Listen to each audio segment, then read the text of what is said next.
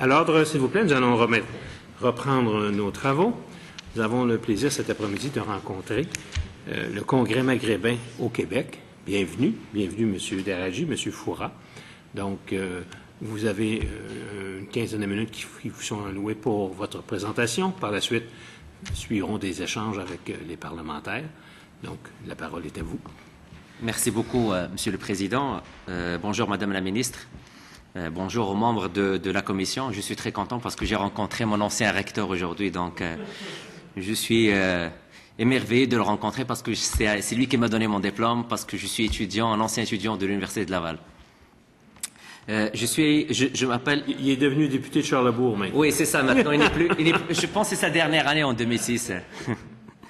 Je m'appelle Monsef Deragi, je suis le président cofondateur... il est là. Je m'appelle Monsef Deragi, président cofondateur du Congrès maghrébin au Québec, et je suis accompagné aujourd'hui de M. Lamine Foura, qui est le secrétaire général du Congrès maghrébin au Québec. Je suis très heureux et nous sommes très enchantés au nom du CMQ de venir présenter nos réflexions parce que ça démontre à quel point nos institutions sont très démocratiques et qui nous permettent de discuter, d'échanger nos points de vue dans un climat paisible, mais surtout avoir de l'écoute. C'est avec un grand plaisir que nous présentons devant vous aujourd'hui nos positions sur la nouvelle planification de l'immigration pour la période 2012-2015. Le Congrès maghrébin au Québec, il a été créé par un groupe de professionnels maghrébins désireux de créer dans leur communauté maghrébine un lieu d'échange, de débat et de rencontres fructueuses, assurant ainsi leur intégration au Québec. Et c'est le premier regroupement de maghrébins d'origine au Québec. Nos préoccupations sont à la fois globales et locales, et de par notre sensibilité, nous sommes portés à nous préoccuper de l'intégration des Maghrébins et de leur épanouissement dans la société d'accueil québécoise, tout en faisant la promotion des échanges économiques entre le Maghreb et le Québec. En effet, les objectifs du Congrès maghrébin au Québec s'étalent sur les champs politiques, professionnels, sociaux et culturels, afin de ressortir le meilleur de cette communauté et faire prévaloir ses droits. Et pour ce faire, nos activités sont axées sur les 4 postes stratégiques, à savoir le volet politique, participation civique et le volet social. Je vous annonce aussi que le CMQ, avant de déposer son mémoire, que vous avez devant vous, a lancé un projet de consultation auprès de ses membres. Et nous avons eu la chance de couronner cette série de consultations avec une rencontre sous forme d'un 5 à 7, où notamment Madame la Ministre nous a honoré par sa présence et qu'il a eu au moins un bon 2 heures de bonnes discussions franches avec les membres de la communauté. Et il y avait notamment des médecins, ingénieurs, étudiants étrangers, chômeurs, etc. Et je pense que vous avez entendu pas mal de choses, Madame la Ministre. Nous sommes convaincus que la planification de l'immigration est un enjeu majeur et de taille pour le développement du Québec. L'immigration aide la société à se développer et c'est un moyen pour nourrir la diversité et c'est un facteur de créativité, de richesse et d'ouverture sur le monde. Comme la Chambre de commerce de Montréal, nous sommes convaincus et nous sommes pour l'augmentation des taux d'immigration pour faire face aux problèmes de recrutement dont le Québec souffre et les régions du Québec souffrent. C'est quoi le portrait de cette communauté que nous avons l'honneur de représenter aujourd'hui? Donc, je vais essayer de préparer la table à nos échanges et à nos discussions. Je vais résumer ça en 4 points. C'est une communauté jeune. Selon les statistiques de 2006, c'est 83% des Québécois d'origine maghrébine étaient en âge de travailler, dont plus de 60% étaient âgés de moins de 45 ans. Communauté francophone, 98,3% des Maghrébins recensés en 2006 disaient connaître le français et seuls 43% d'entre eux ne parlaient que le français. Donc une communauté que parfois c'est le français qui parle et non pas une autre langue. Communauté hautement scolarisée. Bien que les informations directes sur le niveau de scolarité ne soient pas disponibles pour les 3 pays du Maghreb, nous pouvons inférer que les données qui indiquent que 63% des immigrants récents sont détenteurs d'un diplôme universitaire, donc on peut appliquer la même règle pour cette communauté aussi. Mon 4e point et dernier, une communauté présente dans la grande région de Montréal, Laval et Longueuil. Nous aimerions maintenant attirer votre attention sur notre analyse et nos recommandations concernant les orientations soumises à la consultation par Madame la Ministre sur la nouvelle politique de l'immigration. Nous espérons que nos recommandations seront être de réelles contributions afin que les difficultés rencontrées par les membres de notre communauté soient résolues de manière à bien accueillir les nouveaux immigrants. Selon nous, ce qui nuit à l'intégration des Maghrébins en premier lieu, c'est les différents ordres professionnels et parfois avec des critères sévères, voire même trop sévères.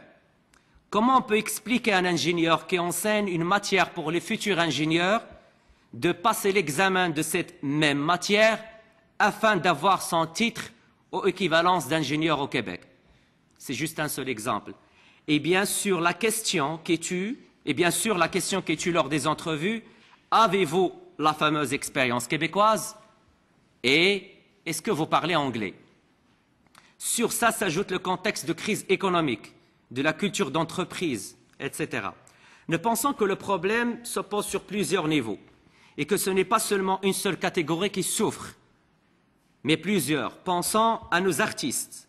Est-ce qu'un artiste maghrébin va avoir la vie facile? Pourtant, il est porteur d'un art international, d'une richesse qui n'a pas de limite ni de frontières. Je pense que la réponse est simple en regardant juste le petit écran de la télé au Québec. Pensons à nos journalistes et à nos médias communautaires. Je pense que dans tout cela, il y a quelque chose d'inapproprié. Le mémoire que vous avez devant vous contient 16 recommandations qui portent sur les différentes orientations soumises. Je vais passer là maintenant la parole à mon collègue Lamine Fora qui va continuer la suite. Allez-y, Monsieur Fora. Monsieur le Président, Madame la Ministre, chers membres de cette commission, je tiens à vous remercier d'ouvrir une autre fois le débat sur la question d'immigration qui reste une question très importante pour le Québec et pour l'avenir du Québec et surtout pour l'avenir du français en Amérique du Nord. Mes commentaires vont être essentiellement sur le document.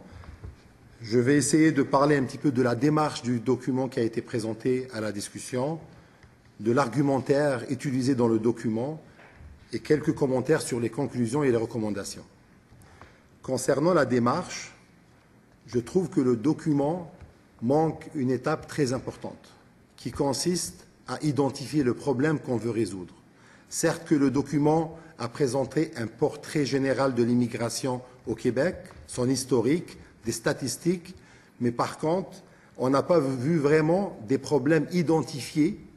Il y a eu la question du problème d'intégration professionnelle qui a été mentionné dans le document, mais je pense qu'en termes de démarche, ça aurait été beaucoup plus facile à comprendre les conclusions et les recommandations si on a eu des problèmes listés et identifiés comme étant des problèmes à régler et prioriser.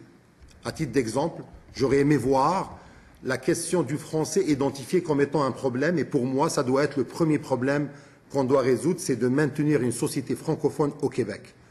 Et là, tout au long, l'argumentation va suivre pour démontrer que les recommandations vont résoudre ce problème. Même si les problèmes ont été présentés sous forme de paragraphes, en termes de démarche d'argumentation, j'aurais aimé voir les problèmes, on aurait aimé voir les problèmes de façon à ce qu'on puisse voir la recommandation. À titre d'exemple aussi, et j'ai vraiment aimé ça dans le document, c'est que la notion d'arbitrage délicat qui a été mentionnée en introduction démontre la complexité de l'équation qu'on voudrait résoudre. Parce qu'on peut avoir des objectifs contradictoires à réconcilier, et cela, c'est pour ça que j'insiste sur l'élément priorisation. C'est que le document admet cette complexité et cette délicatesse de la situation à réconcilier des objectifs contradictoires, mais par contre, les problèmes à résoudre ou les objectifs ne sont pas priorisés. Et c'est pour ça que des fois, on va retrouver des contradictions dans les recommandations. Je passerai à la question d'argumentation puisqu'elle est liée à la démarche. C'est que ce manque de lien entre les problèmes et leur identification et les recommandations font en sorte qu'on a de la difficulté à comprendre les recommandations. Et je vais saisir l'occasion de ma présence devant vous, surtout pour peut-être nous éclairer sur les éléments qu'on n'arrive pas à comprendre et peut-être s'il y a à notre incompréhension des objectifs. À titre d'exemple, Le document insiste sur le fait que le français et le fait français au Québec est quelque chose qu'on doit sauvegarder. Paradoxalement, à la page 28, on retrouve une certaine hésitation de la part du document à être capable d'atteindre les objectifs. Où on dit clairement que cette proportion d'immigrants connaissant le français sera déterminée par différents facteurs, comme le nombre et la proportion que représente au sein des admissions le réfugié et les immigrants, aussi les bassins. Donc on voit une certaine hésitation. Dans le même sens, on voit que la seule recommandation qui n'est pas quantifiée, c'est celle du français. Ce qui est paradoxal de considérer le français comme étant un élément important. C'est qu'on est sûr d'atteindre 50% des migrants de travailleurs qualifiés, on le dit comme un objectif mesurable et observable, puisqu'on parle d'un chiffre. On est capable d'aller chercher un 65 à 75% des immigrants ayant moins de 35 ans, tout est quantifié. Et quand on parle de français, on parle de majoritaire. 31%, 55%, 80%. Et je pense que c'est très important, si on avait bien priorisé, à mon avis, les éléments qu'on voudrait atteindre comme objectif, on n'aurait pas tombé dans des contradictions où l'élément le plus important que tout le monde est d'accord au Québec ne soit pas quantifié. Et là, ça laisserait une grande flexibilité à l'administration de dire que 51% correspondait aux objectifs. Or, on aurait pu atteindre 60% par exemple.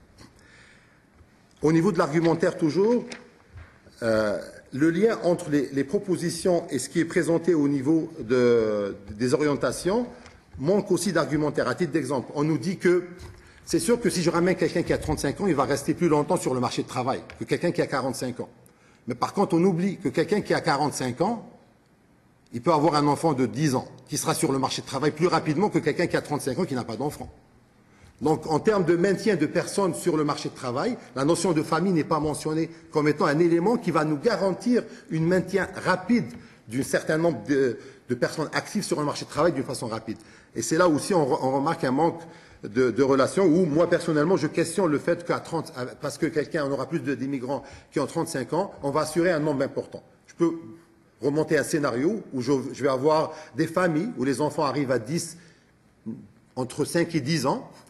Donc, dans 15 ans, ils seront sur le marché de travail au lieu de 25 ans. Et les 10 ans qui sont perdus par les parents, ils seront rattrapés enfin, on va assurer une courbe beaucoup plus lisse en termes de maintien du nombre de personnes au niveau du marché du travail. La même chose sur la question des bassins. Et là, je reviens à l'élément très important, l'arbitrage délicat. C'est comme si cet arbitrage délicat ne nous a pas aidé à évaluer la question des 30%. Je pense que c'est un petit peu dangereux tout le monde est d'accord que la diversité est une source de richesse pour le Québec. C'est très important de maintenir une immigration diversifiée. Mais aussi, il ne faut pas oublier l'histoire. C'est que l'immigration au Québec, comme l'immigration un peu partout, est liée à des événements politiques, économiques dans notre pays. Sans citer aucune communauté, on sait très bien qu'une certaine communauté est arrivée plus massivement durant une certaine période des problèmes dans les pays d'origine. Et que la présence d'un taux élevé d'immigration du Maghreb aujourd'hui est liée aussi à un contexte qui va évoluer dans le temps. Parce que si on avait suivi la courbe de certaines d'autres communautés qui sont arrivées dans les années 40 et ceux qui sont arrivés dans les années 50, on aurait eu un Québec avec une seule communauté. Donc, je pense que c'est un petit peu très dangereux de se baser sur une période très courte pour mesurer la présence d'une certaine communauté ou d'un certain bassin pour décider de le réduire, sachant systématiquement que cette décision va avoir un impact sur d'autres objectifs, essentiellement le fait français au Québec et surtout un taux élevé d'immigrants qui maîtrisent la langue française. Un dernier commentaire sur la question du français. Je pense qu'un élément aussi qui nous a un petit peu étonnés dans le document, où on dit clairement que le français est un élément indispensable à l'intégration professionnelle au Québec. Je considère et nous considérons que le français est la priorité des priorités au Québec. Il y a une obligation morale pour chaque immigrant de devenir francophone s'il ne l'est pas et de l'être naturellement s'il a été choisi parce qu'il est francophone. Mais par contre, je pense qu'il faudra éviter qu'on ait la politique de l'autruche. Parce que les chiffres sont contraires à ça. Le taux de chômage des allophones anglophones à Montréal est de 12%. Le taux de chômage des allophones francophones à Montréal est de 24%. Je ne me rappelle pas de l'année, mais c'est des chiffres qui démontrent aujourd'hui.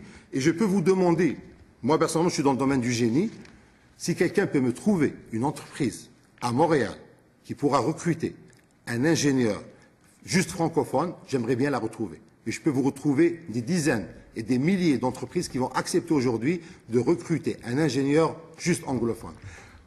Donc, il faut qu'on sorte un petit peu de nos slogans Il faut que nos politiques sachent la réalité. Il faudra qu'on trouve les moyens de façon à ce que la société elle-même se transforme, parce que la réalité économique, des fois, est en contradiction avec la réalité de nos objectifs idéologiques et de survie de la langue française. Et on ne peut pas juste dire tout simplement aujourd'hui que le français pourra aider les immigrants, ils doivent juste être francophones. Il faut qu'ils soient francophones, mais il faut qu'on ait l'aide des fois, même à apprendre l'anglais pour pouvoir intégrer le milieu de travail, surtout dans le domaine du génie. Et merci.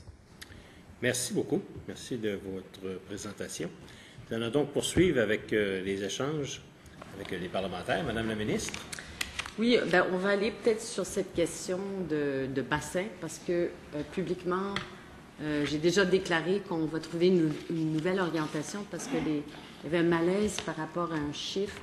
Et comme vous le dites, l'idée, c'est surtout la diversité. Les employeurs ne veulent pas l'homogénéité dans les sources d'immigration. Ils disent que ce n'est pas ça qui va les rendre plus intéressants, compétitifs. Ils veulent des gens de partout dans le monde. Le Québec a toujours eu une diversification dans son immigration, mais c'était surtout de s'assurer que nous, en tant que gouvernement, on continue. Et il y a eu vraiment une désinformation. Le Maghreb n'était pas ciblé. Lorsque cette orientation a été faite, c'était beaucoup dans l'allocation des ressources au ministère, de s'assurer qu'on fasse les choses de façon transparente et qu'on continue dans le même sens. Maintenant, ceci étant dit, et c'est intéressant, puis vous êtes là, et ce que je trouve très sain dans notre société, et depuis déjà quelques années, on cible carrément, grâce à des discussions avec la communauté maghrébine, les employeurs, les membres de la société civile, le gouvernement et la communauté, tout le monde a ciblé ce problème de chômage. Les chiffres sont là pour le dire, pour nous le montrer, et le gouvernement s'est mis en branle pour vraiment s'attaquer à ce problème, et depuis 3 ans, 4 ans, beaucoup de travail a été fait avec les ordres professionnels. Je ne sais pas si vous savez tout ce qui a été fait et des résultats intéressants avec les ingénieurs, par exemple. Maintenant, il y a une formation d'appoint qui est donnée avec la Polytechnique. Moi, j'ai assisté à une foire d'emploi. Il y avait des employeurs de partout, des grands employeurs. J'ai rencontré beaucoup d'ingénieurs qui avaient fait cette formation, qui venaient de l'Afrique. Et vraiment, ils étaient très, très optimistes et il y avait des connexions qui se faisaient. En tout cas, ça, c'est des nouvelles choses. Et je pense que ce qui est sain dans ces consultations, c'est qu'on a une capacité au Québec de mettre les choses sur la table. Et il y a eu franchement, il y a eu des commentaires qui ont été faits sur, oui, il y a la langue, mais il y a la question de la culture. Bon, oui, les gens peuvent partager une langue, mais est-ce qu'elles ont nécessairement la culture? Donc, il y a maintenant des outils de gestion de la diversité, parce que les employeurs disent la langue, c'est une chose, mais il faut aussi une culture de travail qui ressemble aux Québécois. Et on a senti chez les employeurs, et tout le monde en parle ouvertement, il y a du travail à faire de ce côté-là. Les attentes que peuvent avoir les uns et les autres. Et vous parlez aussi, je pense, de cette question-là. Peut-être qu'on peut y arriver, parce que vous êtes là devant nous, il faut qu'on en profite pour qu'on se parle des vraies choses et puis qu'on puisse voir d'autres outils qu'on pourrait développer. Vous connaissez sûrement le programme PRIME. Alors, on a vraiment décidé de cibler la communauté maghrébine. Maintenant, avec le programme Immigrants Investisseurs, on espère aller beaucoup plus loin avec ce programme parce qu'on pourrait générer le double des investissements pour ces programmes-là. Il y a des programmes de mentorat, des programmes, des stages, on parle de stages.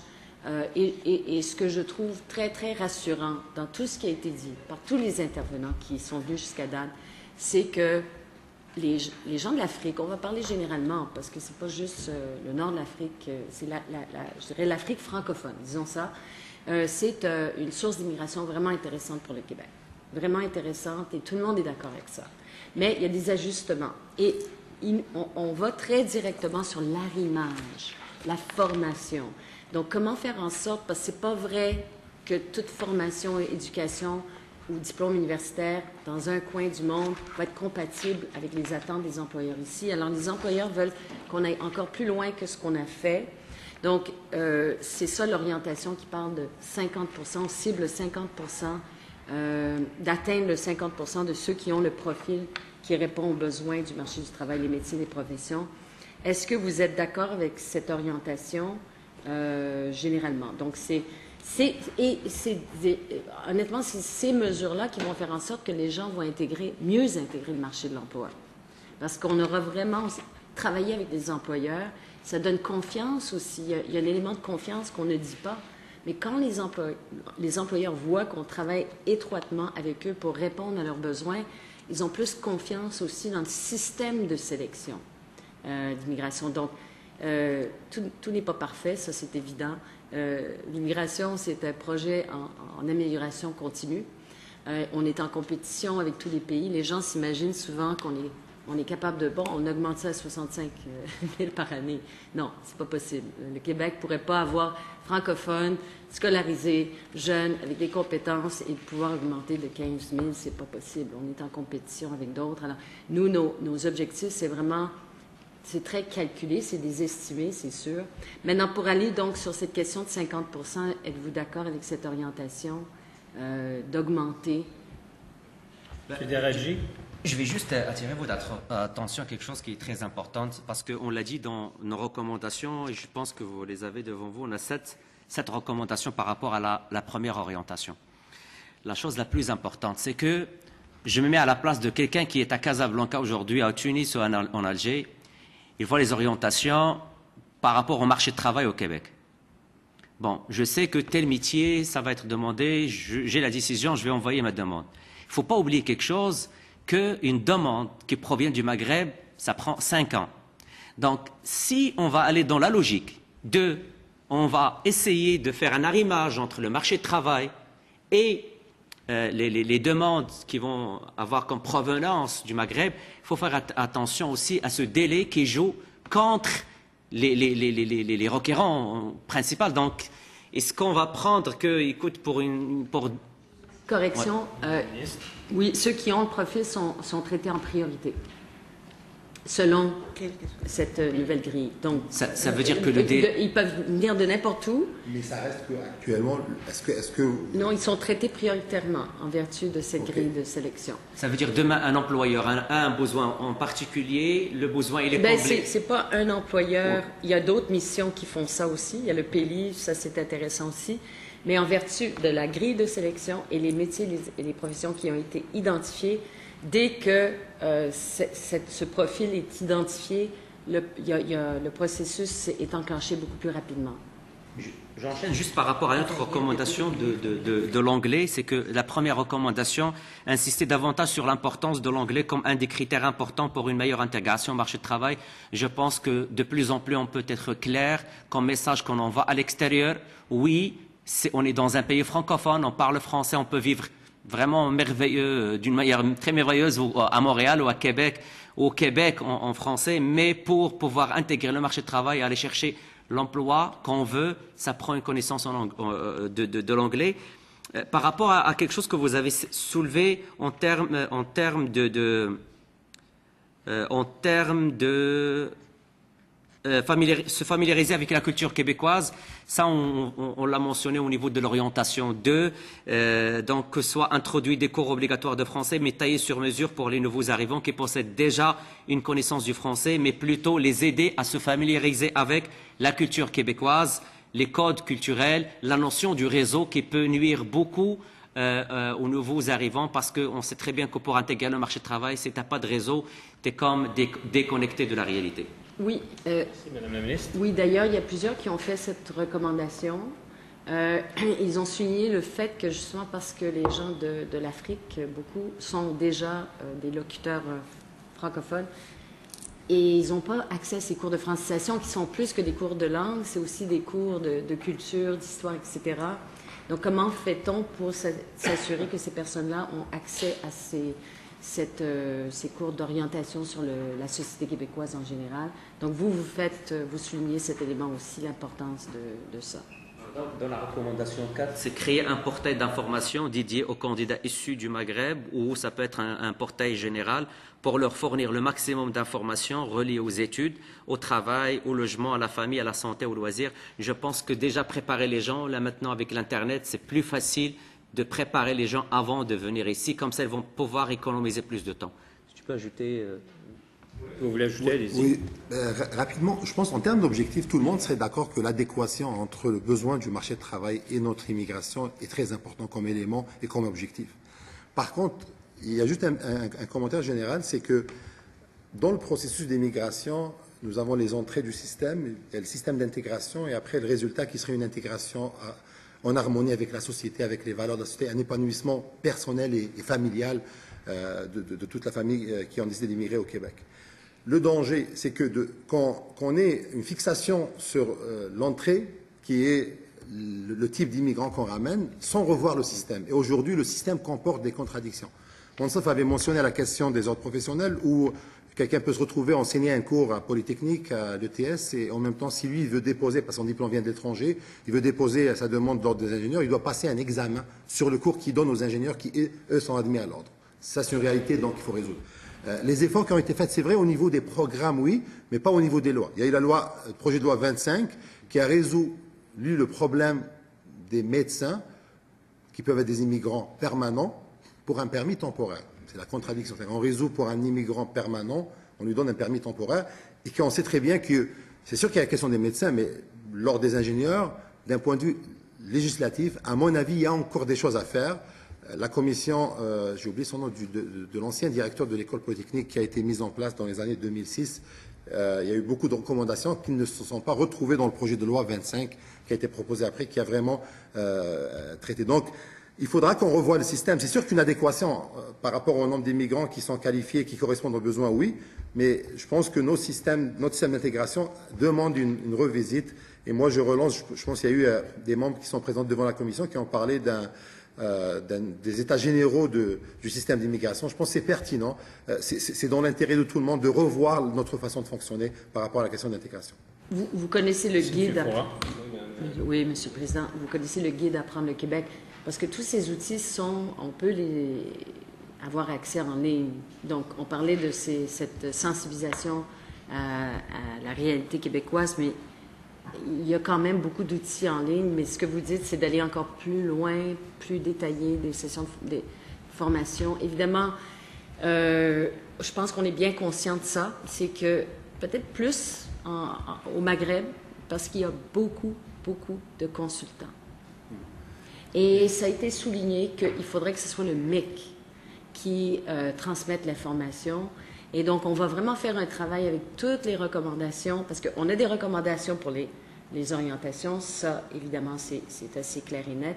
Mais ensuite, il y a beaucoup de recommandations qui émanent sur ces questions d'intégration. Comment aller un peu plus loin avec les ordres professionnels? Comment aller plus loin avec les entreprises et de vraiment bien cibler, faire un meilleur arrimage, etc. Beaucoup de commentaires sur les travailleurs temporaires aussi, le PEC. Bon.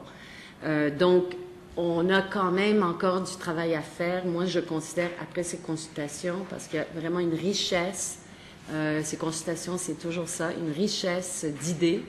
Donc, on aura l'occasion d'aller un peu plus loin, surtout sur ces questions d'intégration, parce que c'est beaucoup les gens qui le vivent sur le terrain, comme vous. Et vous êtes en contact avec des gens qui vivent des réalités. Lors de la rencontre qu'on a eue il y a quelques mois, évidemment, tout ce problème, j'avais beaucoup entendu parler l'expérience québécoise qu'on exigeait. Et évidemment, les personnes n'étaient pas capables d'avoir une expérience québécoise. Donc là, on offre des stages. Il y a des idées d'offrir des stages qui fait en sorte que... Je voudrais vous poser une question assez générale. Est-ce que vous sentez qu'avec... parce qu'on avait le conseil du patronat qui était ici tantôt, d'autres du milieu économique, et ils expriment une volonté, premièrement, parce qu'ils sentent que finalement, s'ils ne s'ouvrent pas rapidement à cette diversité, ils auront beaucoup de problèmes à combler leurs besoins. Puis il y a des départs à la retraite importants, vous connaissez les chiffres.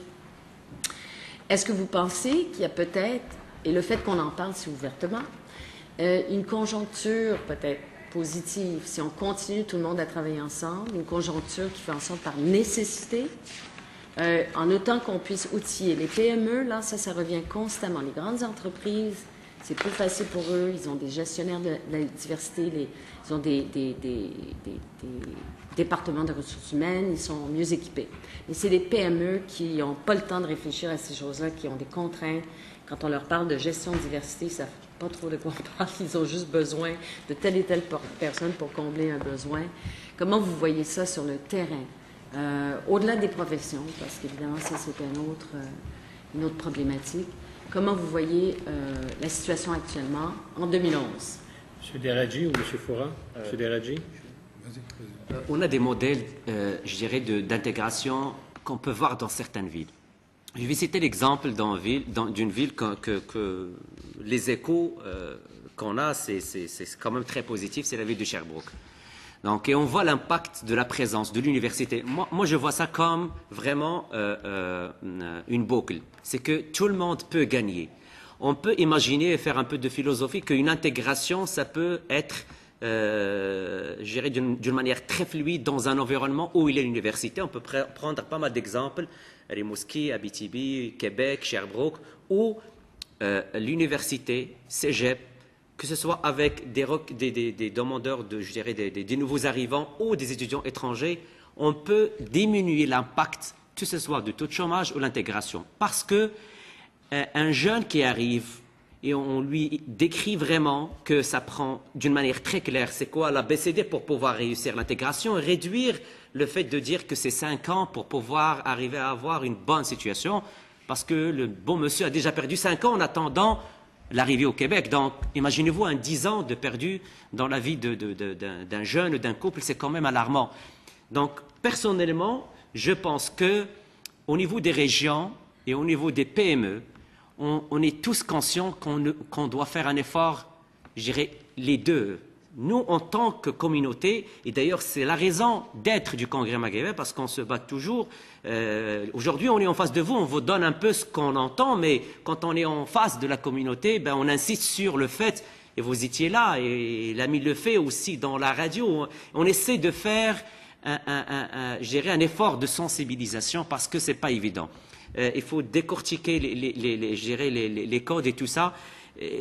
Mais je dirais le but, pour maximiser l'intégration, c'est vraiment aller dans des régions bien spécifiques.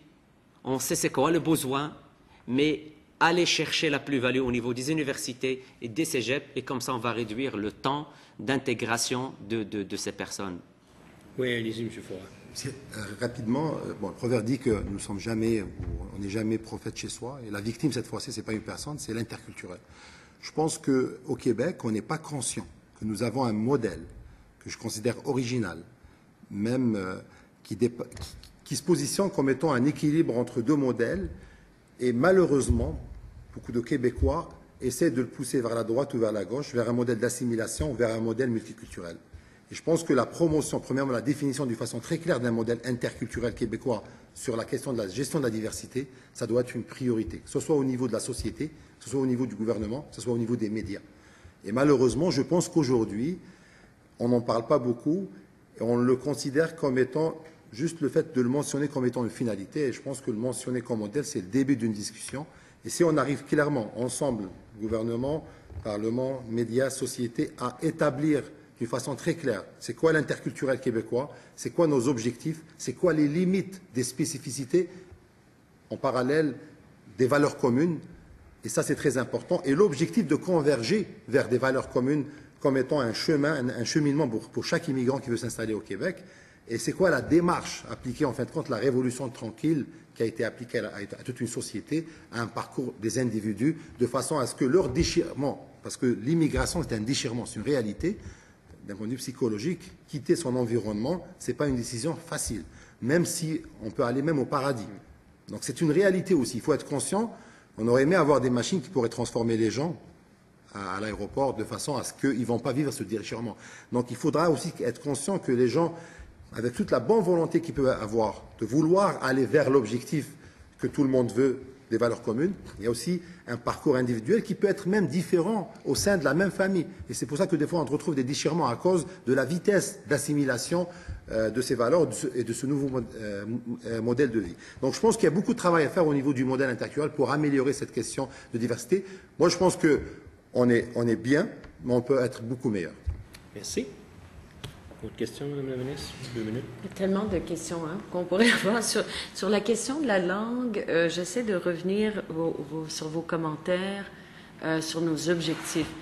La manière que le document est construit, c'est toujours de la même façon. Il y a une orientation et on a un estimé, parce qu'évidemment, comme vous le dites, c'est ces arbitrages, c'est un portrait global, on se donne cet objectif. On commence avec des données démographiques, le marché de l'emploi, et on est réaliste.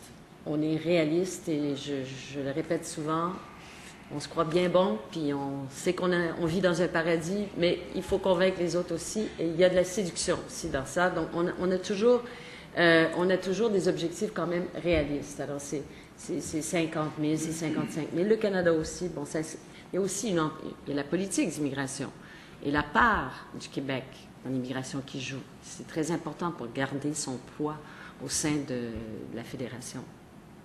Donc, les objectifs par rapport à cette majorité francophone, c'est pas parce qu'on veut diluer, c'est vraiment, on estime entre eux, c'est à peu près entre eux, où est-ce qu'on est, sur les Français, majorité.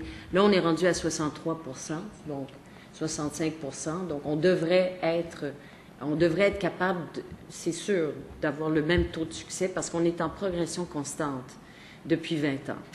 Il y a 20 ans, c'est moins de 40 %. Donc, il y a vraiment une volonté à ce niveau-là. Mais on rajoute autre chose maintenant, c'est de vraiment évaluer la compétence des personnes. On ne dit pas que c'est 100 %. Ce serait impossible d'avoir 100 % à moins d'envahir la France et puis d'amener tout le monde ici. Et puis, il y a aussi le dossier de la mobilité. Pour vraiment avoir un portrait global, on oublie souvent ça. Il y a l'immigration permanente, l'immigration temporaire et la mobilité. Et la mobilité, de plus en plus, est un enjeu important. Les jeunes bougent constamment, ils vont partout, ils font des stages en Chine, ils vont en Afrique, ils vont ailleurs, ils découvrent des choses. Et cette mobilité en soi enrichit aussi les sociétés. On vit avec une nouvelle génération. Pour eux, ils sont dans ce monde globalisé. Et franchement, pour donner un vrai portrait du capital humain qui circule, il faudrait regarder ces trois choses. Et l'immigration temporaire qui vient aussi alimenter l'immigration permanente d'une façon très stratégique, parce que c'est des gens qui ont l'expérience québécoise, soit c'est des travailleurs temporaires qualifiés ou des étudiants. Donc, sur la question de la langue, êtes-vous en accord avec l'orientation qui j'imagine que oui, là, je pense que vous êtes dit en accord avec ça, mais peut-être de le dire ici, d'augmenter le niveau, de vérifier le niveau de connaissance du français chez la catégorie des travailleurs qualifiés. Vous avez 2 minutes. J'accorde ça. Moi, je pense, par contre, je serais d'accord à quantifier nos objectifs, parce que si aujourd'hui on est à 63 majoritaire, 51 c'est majoritaire. Donc on peut réduire le taux actuel et on sera aligné avec l'objectif, comment il est mentionné aujourd'hui. Je pense que ce serait intéressant qu'il soit quantifié de façon qu'on assure une progression. Mais je pense aussi que c'est important de valider la connaissance des gens réellement du français, parce qu'aussi on peut prétendre que la personne maîtrise le français, mais en réalité, par rapport à la connaissance réelle, il se peut qu'elle ne soit pas là. Je vais juste ajouter, comme on l'a dit très bien dans la recommandation 8, c'est que nous, au-delà de la langue française, on insiste sur se familiariser avec la culture québécoise et au code culturel du Québec. C'est ce qu'on entend beaucoup et c'est ce qui cloche un peu au niveau des entrevues et que ça peut bloquer parfois de décrocher un emploi parce que parfois la personne est techniquement bonne, mais est-ce qu'elle va fitter avec la culture d'entreprise et la culture de l'équipe? C'est là où ça bloque. Donc, si on peut, écoute, je pense qu'on demande beaucoup, mais si on peut avoir un cocktail, on peut avoir et ces personnes, parce qu'on ne va pas gaspiller beaucoup de temps, parce que c'est des gens qui ont fait des études supérieures en français, mais aller au-delà de la maîtrise du français, parce que je ne pense pas que la communauté maghrébine a un problème de français, plutôt un problème de décodage des mœurs et un code culturel propre au Québec. Monsieur le député de Drummond. Merci, Monsieur le Président. Votre mémoire recoupe pas mal des points qui ont été soulevés lors de notre visite, comme ça, hier, et c'est fort intéressant parce que le cas spécifique des communautés d'origine maghrébine est unique, est assez singulier pour des raisons linguistiques et géopolitiques parfois. Vous avez beaucoup de recommandations, ce qui prouve beaucoup de travail. Certaines m'ont... en fait, je me suis arrêté à 2 ou 3 pour quelques questions. Je comprends très bien que vous avez une sensibilité et un attachement à la culture francophone et à la nécessité pour le Québec de le préserver. Néanmoins, votre première recommandation est d'insister davantage sur l'importance de l'anglais comme un critère important pour une meilleure intégration. Je veux savoir, parce que vous comprendrez qu'il y a un message ambigu. En débarquant de l'avion, la vraie vie, là, au paradis, là, en débarquant de l'avion, là, les gens, au bout de 5 minutes, ne comprennent plus rien. Ils se sont fait dire qu'ils arrivaient dans la province française d'un pays bilingue, ils débarquent de là, les gens leur parlent en anglais, bref, ils prennent le journal, puis ils ne comprennent plus. Et si on met ça, on endosse un message qu'on entend, y compris ici et tout le temps, que c'est donc absolument essentiel de maîtriser l'anglais. On l'a avalé, cette couleuvre-là. Là. Déjà, ça fait un certain temps, on est en train de la digérer. Personnellement, j'ai un peu de difficulté avec mon acide gastrique avec cette couleuvre-là, parce que je ne crois pas que la totalité de la population d'une nation doive maîtriser une autre langue que sa langue nationale. Que c'est toujours utile, certes. Que c'est un outil fondamental de voyage, extraordinaire. Que l'école publique, les programmes scolaires en général, doivent donner une base, assurément, c'est fort utile. Mais qu'on doive tous être prêts à maîtriser une langue seconde, qui est la lingua franca planétaire, pour être capable de travailler, ça serait un problème si c'était vrai. Dans les faits, si on va en Italie, les Italiens parlent italien, sauf ceux qui travaillent en commerce international, en transport, en tourisme, en restauration, bref, n'importe qui reçoit des touristes à travers le monde vont se réfugier à la langue commune qui va souvent être l'anglais. C'est tout à fait normal. Est-ce qu'on doit dire aux gens qui émigrent au Québec, ou pire, est-ce qu'on doit en faire un critère? Mais c'est sûr que je ne suis pas sûr le sens du mot critère dans cette phrase-ci. Est-ce qu'on doit lui donner des points parce qu'ils ont une maîtrise relative de l'anglais pour être admis? Allez-y, monsieur. Comme on dit, on va dire les vraies affaires, et je pense que c'est pour cela qu'on sommes là aujourd'hui. C'est bien beau ce que vous dites, et c'est la vérité. Moi aussi, j'ai eu de l'acide gastrique, et ce n'est pas uniquement moi, pas mal de membres de notre communauté, mais c'est la vérité. Je préfère qu'on inclue ce critère et que les gens, avant de venir, ils vont savoir que, malgré qu'ils maîtrisent la langue française, malgré de leur qualité, et leur diplôme, et leur expérience, et leur expertise technique, mais c'est impossible qu'ils décrochent un emploi. Nous avons tout à l'heure un exemple en aéronautique. C'est la vérité. Le langage de l'entreprise, ce n'est pas le français, malheureusement. C'est la langue anglaise. La communication à l'interne, c'est l'anglais. Et ça dépend de quel job on veut. Qu'est-ce qu'on cherche à travailler? Parce que c'est des gens qui ont soit des carrières à l'international, soit c'est des gens qui ont déjà travaillé dans pas mal de compagnies. Donc, ils aspirent à avoir une carrière professionnelle. Et malheureusement, pour faire cette carrière professionnelle au Québec, ça ne prend pas juste que le français. Je parle sur le marché du travail. Certaines compagnies, c'est une exigence. C'est qu'on voit le descriptif du poste, le bilinguisme est un atout. En face du recruteur, il teste le niveau de l'anglais. Et c'est ça qui handicape pas mal de nos concitoyens. C'est quelque chose qu'on entend souvent. On l'entend chaque jour.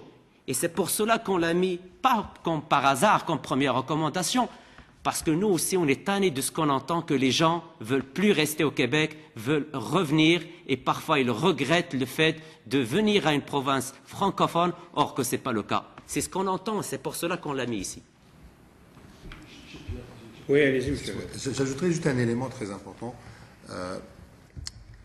Nous sommes tout à fait d'accord avec vous que c'est anormal. La situation, elle est anormale. Donc, en termes de description, comme on se l'a décrit, c'est anormal. Mais on a deux façons de résoudre un problème. Soit qu'on va mettre le fardeau de cette responsabilité de transformer la société ou la réalité de la société aujourd'hui. Et quand je parle de la société, elle est des fois imposée par l'histoire, elle est imposée par l'histoire économique aussi du Québec.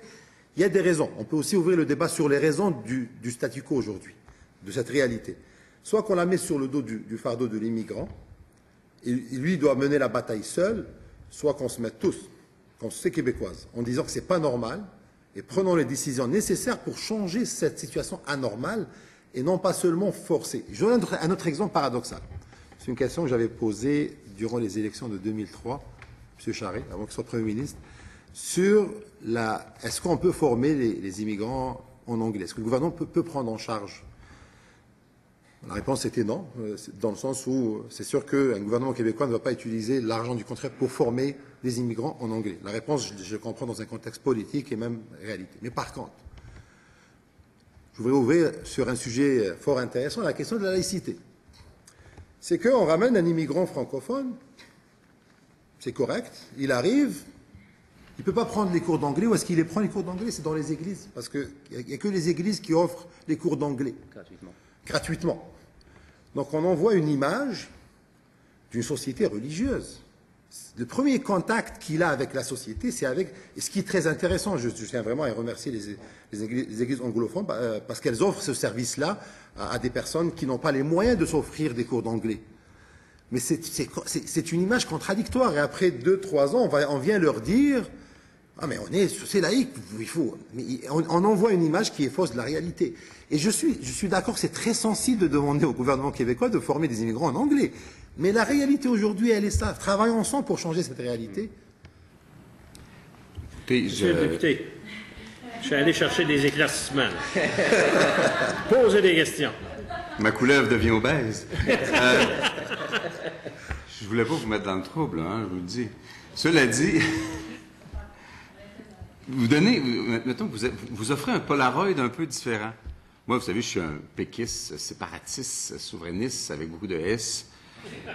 Et de l'autre côté de la table, il y a quelques fédéralistes avec non moins de S. Et nous n'avons pas toujours la même approche par rapport... En fait, l'écart vu de l'extérieur est peut-être pas énorme, mais entre nous, on constate que c'est considérable, sauf lorsque vient le temps de souveraineté ou pas souveraineté, mais sur des questions linguistiques, il y a des écarts.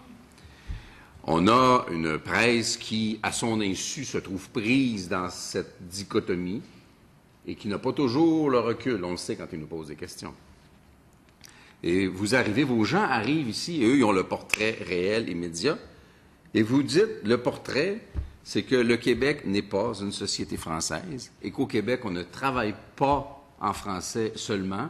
Au Québec, on exige l'anglais dans un grand nombre d'emplois. Vous n'avez même pas mentionné qu'il y en avait où on ne l'exigeait pas. Et que les gens qui arrivent ici envisagent même de retourner parce qu'il n'est pas exact qu'ils sont arrivés dans une société française. C'est un constat assez lapidaire. C'est quand même c'est significatif que ce que vous nous dites. Mais vous dites à la fin de votre raisonnement qu'on ne peut pas imposer le fardeau de ça aux communautés immigrantes. Dans la mesure où, entre nous, on n'est pas toujours d'accord là-dessus, il y a quelqu'un qui va vous donner raison, quelqu'un ne va pas vous donner raison. Alors, je vais aussi prendre un autre exemple. Le Québec, parmi ses valeurs fondamentales, a l'égalité des sexes. Quelqu'un pourrait débarquer au Québec et dire c'est pas vrai que l'égalité des sexes est en parfaite application au Québec. C'est pas vrai. Dans les faits, il y a encore beaucoup de sexisme.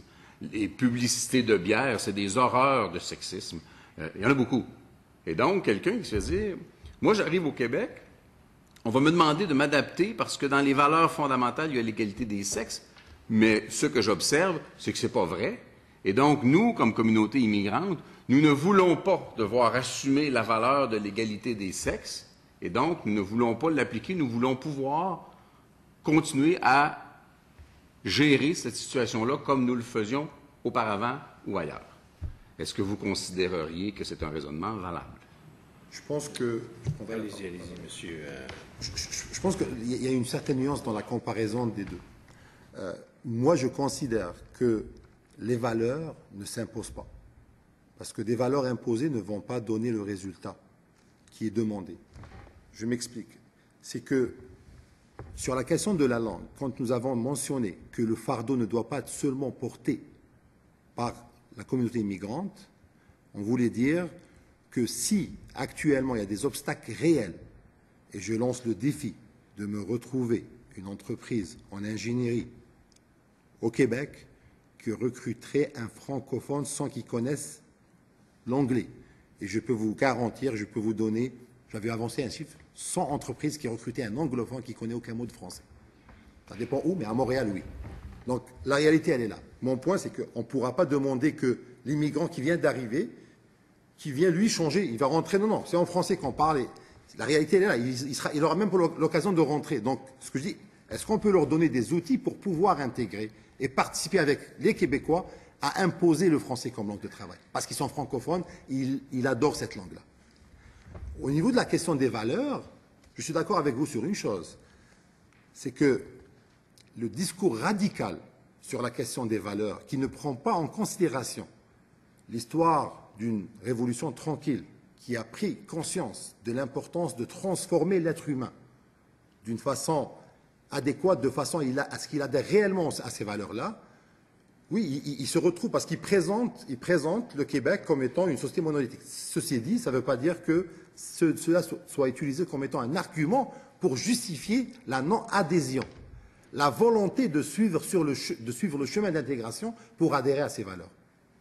Je pense que la différence entre les deux, elle est le fardeau de supporter une réalité économique juste pour la communauté migrante, c'est une chose, mais on ne peut pas le comparer au fait que la volonté de vouloir adopter les valeurs du Québec, ça c'est une volonté qui n'est pas imposée par une réalité économique, c'est une volonté individuelle et collective d'un individu ou d'une famille à les adopter. C'est pour ça que je vois une nuance entre la comparaison des deux. Il y a assurément une nuance, mais je vous dirais qu'il y a un point commun. Une société d'accueil, pour préserver, en fait, pour assurer l'intégration harmonieuse des immigrants qu'elle reçoit, a la nécessité de les outiller afin qu'ils puissent fonctionner dans la communauté. Ces outils n'ont pas d'incidence sur les choix artistiques, beaucoup d'éléments de la vie domestique, la gastronomie, plein d'éléments qui ne sont pas touchés. Mais il y a quelques éléments fondamentaux qu'une société a le devoir, mais aussi la responsabilité, et on reviendra au français, je pense qu'on ne prend pas notre responsabilité en n'assurant pas que ce qu'on représente soit exact.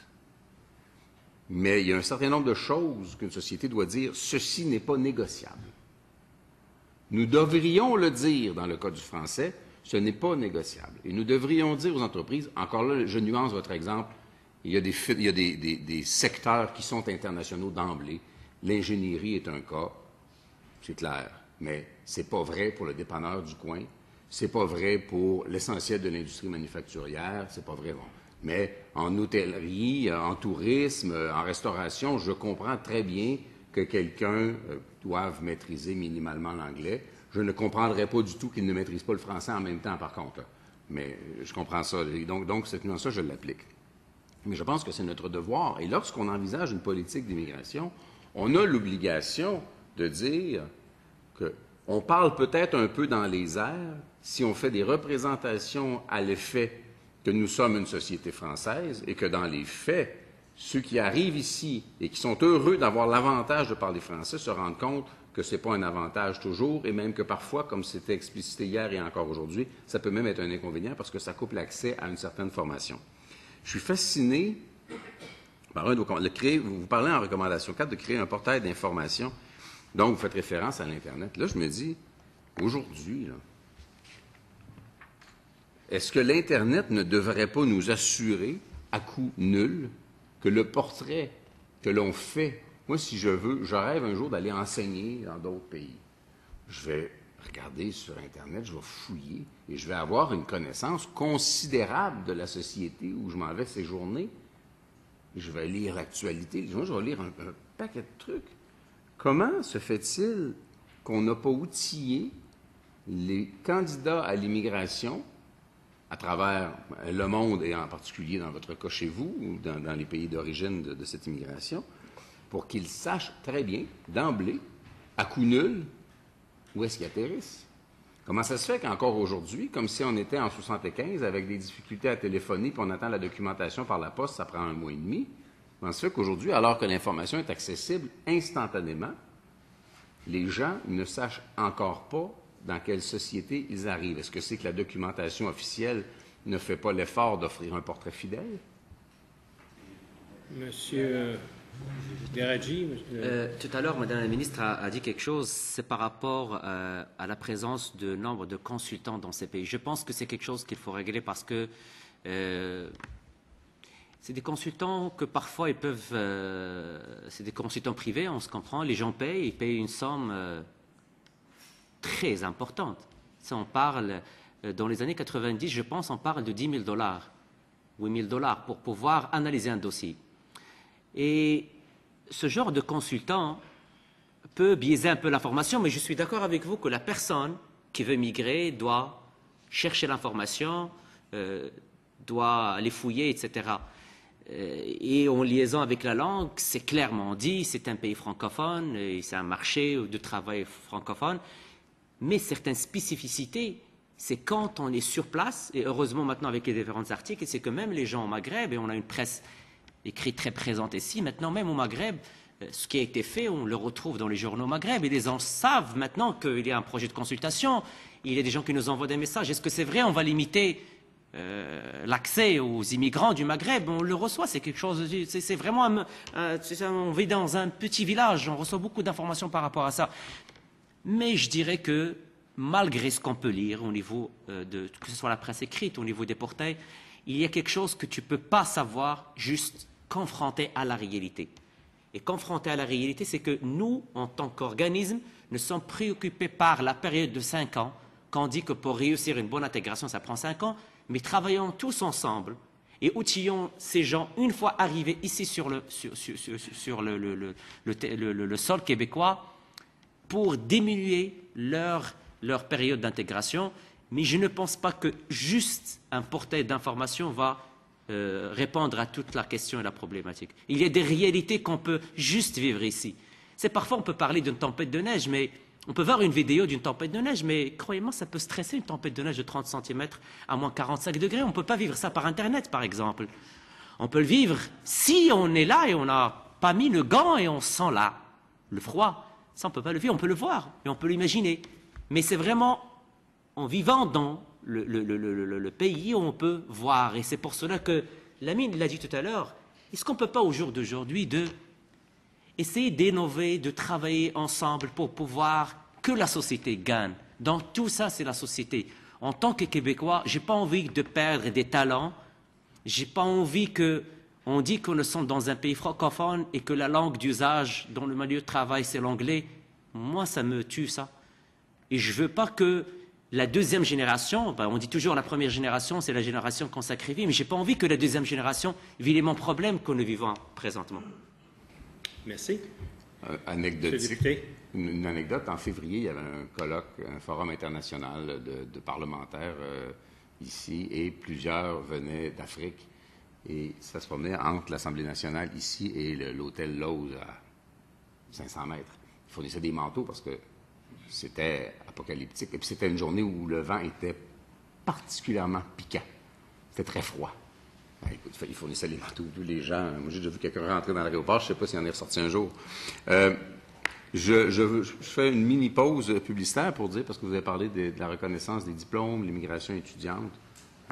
J'ai développé une proposition qui est d'ailleurs dans notre programme à l'effet que les immigrants, les étudiants étrangers francophones paient les mêmes droits de scolarité, paieraient les mêmes droits de scolarité que les Québécois qui sont déjà ici, là, qui sont locaux déjà, et que ceux qui ne sont pas francophones, s'ils restent au Québec par la suite, se verraient rembourser la différence sous forme de crédit d'impôt, parce que c'est une immigration je dirais, parfaite, l'immigration étudiante, sous réserve que ça ne soit pas la cause d'un exode des cerveaux dans les pays d'origine.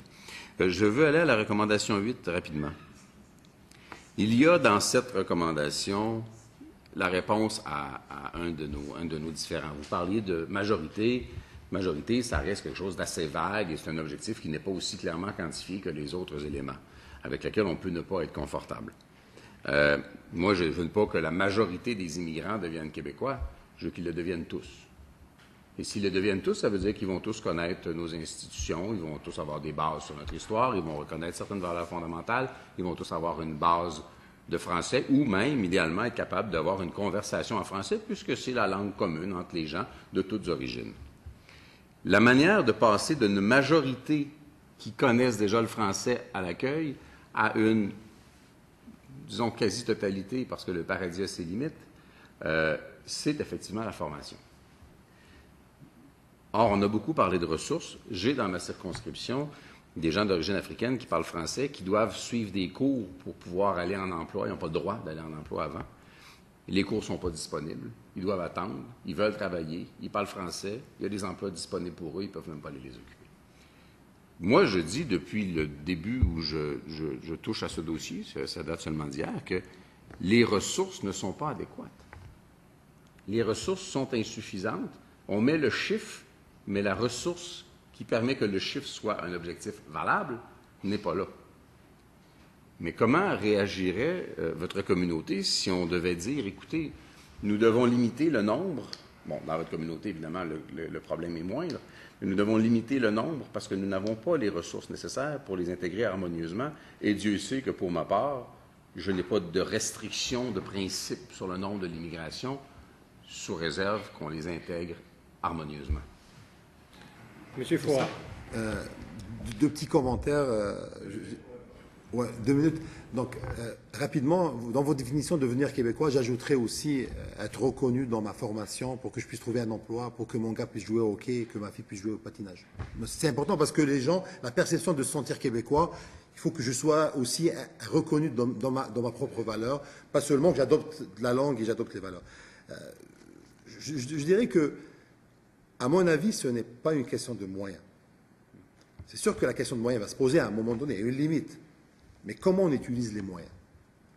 Et je considère, pour être juste, depuis 10 ans, depuis 2000, depuis que je commençais à connaître le modèle d'intégration au Québec, je pense qu'on est encore dans des paradigmes dépassés du modèle d'intégration. Il faudra qu'il y ait une refonte de la façon d'aider les immigrants à s'intégrer. Je vais donner un exemple. Je comprends qu'au Québec, on développe la notion de citoyenneté et que les gens sont citoyens, donc on parle de communauté, mais on fait attention à ne pas parler d'un ghetto, de créer un ghetto. Mais en même temps, comment expliquer que le privé, je reçois plusieurs demandes d'entreprises qui vont travailler au Maghreb ou qui travaillent dans une zone du monde où je maîtrise la culture, ils viennent recevoir des services où je les aide à comprendre la culture. Comment ça se fait que nous avons des immigrants de 180 pays et qu'on n'exploite pas les organismes qui maîtrisent très bien le milieu, d'où est-ce qu'ils viennent les immigrants? Ce n'est pas une question de moyens. Il y a beaucoup d'organismes communautaires, ethno-communautaires, où on sait qu'il y a eu des décisions qu'on ne doit pas donner des subventions à des organismes ethno-communautaires pour des raisons objectives, mais en même temps, on perd la capacité de pénétration culturelle. Un immigrant qui est passé par un processus d'immigration, qui se déplacerait à Alger, à Casa, pour donner une conférence à 100, on fait des entrevues, on regroupe 200 immigrants, il leur parle, lui, avec leur langue, ils comprennent très bien, je ne parle pas de la langue, c'est en français, mais avec leur codage culturel de l'expérience québécoise, je pense que c'est beaucoup mieux qu'un site Internet. Donc je pense, bon, je parlais d'autres exemples que la francisation, je pense qu'actuellement, on a besoin de revoir notre processus. Je vais être très bref. Actuellement, je vois que notre politique d'immigration, c'est un budget qu'on distribue à des organismes établis depuis longtemps. Il manque un peu de génie dedans. Merci. Merci de votre participation. Merci au Congrès maghrébin au Québec, M. Deradji, M. Foura. C'était fort intéressant. Nous allons, comme nous avons terminé les auditions qui étaient prévues pour aujourd'hui, la Commission ajourne ses travaux jusqu'en septembre pour reprendre de nouvelles auditions. Merci aux collègues qui ont participé à cette commission parlementaire. Merci aux gens de l'Assemblée nationale, l'enregistrement, la télédiffusion, le secrétariat. Merci également au personnel du ministère et les recherchistes qui participent aux travaux de cette commission. Donc, j'ajourne les travaux.